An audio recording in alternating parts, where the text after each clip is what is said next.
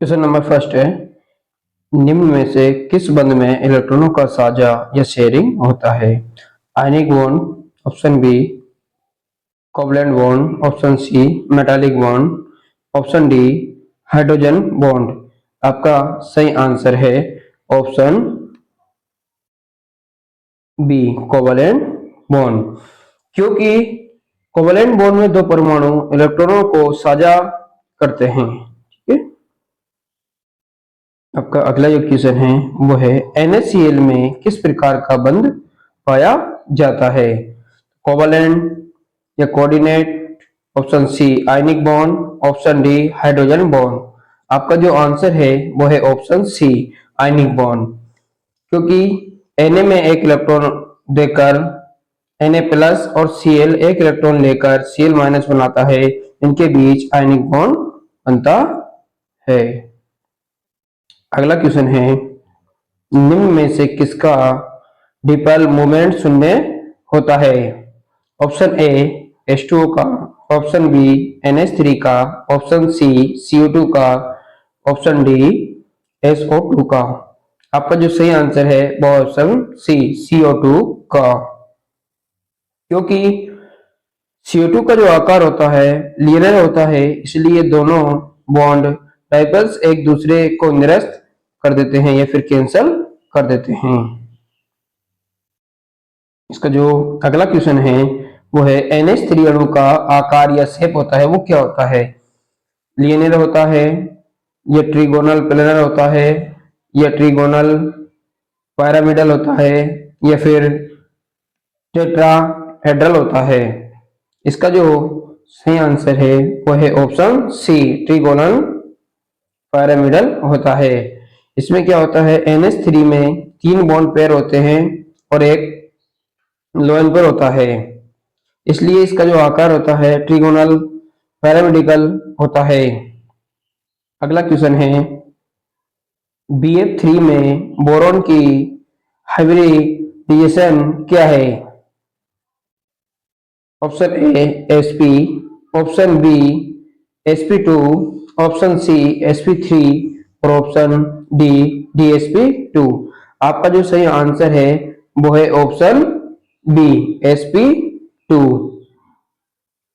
sp2 क्या है, BF3 में बोरॉन 3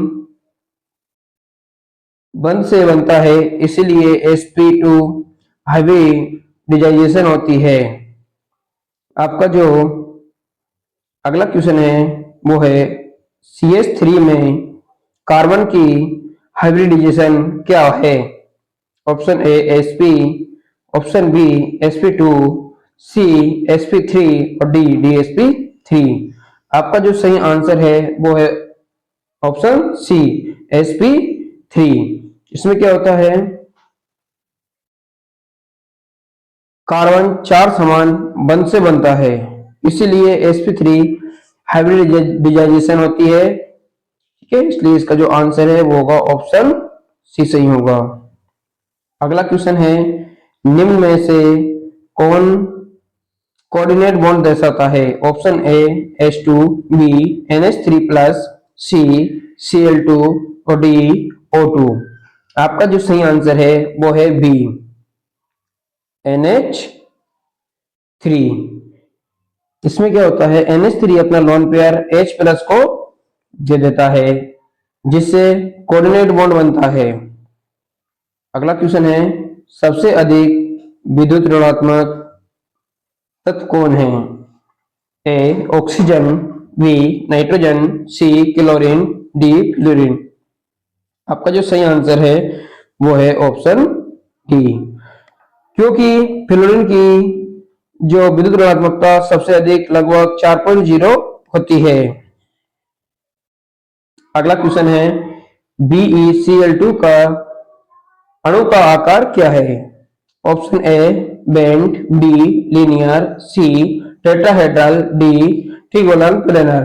तो आपका जो सही आंसर है वो है ऑप्शन बी, क्योंकि BeCl2 का जो आकार है वो लीनियर प्रकार का होता है।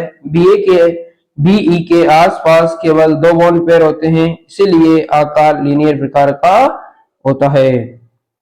अगला क्वेश्चन है, हाइड्रोजन बॉन्डिंग किस यौगिक में पाई जाती है? Option A CH4, option B HCl, option C NH3, option D CO2। आपका जो सही आंसर है वो है ऑप्शन सी, यानी कि NH3। इसमें क्या होता है, N अत्यधिक विद्युत ऋणात्मक है, इसीलिए NH3 में हाइड्रोजन बॉन्डिंग होती है। आपका जो अगला क्वेश्चन है वो है, निम्नलिखित में से किस अणु में sp हाइब्रिडाइजेशन होती है? Option A CH4, option B VF3, option C BeCl2 और ऑप्शन डी NH3। आपका जो सही आंसर है वो है ऑप्शन सी BeCl2।